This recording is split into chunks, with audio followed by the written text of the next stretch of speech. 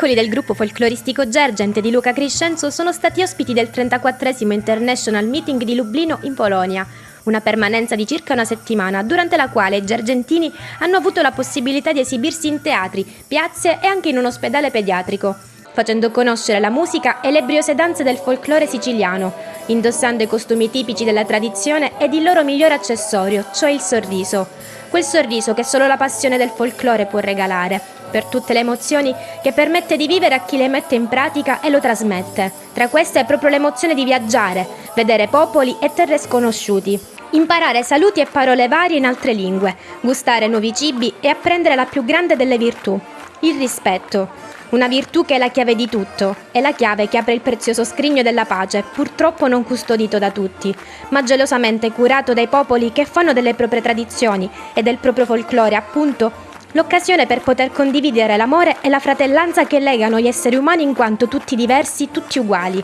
Pertanto non ci resta che augurare ai piccoli del Gergent che possano fare tesoro di queste esperienze e porsi quali ambasciatori dell'amore e del rispetto verso altri popoli e verso la propria città.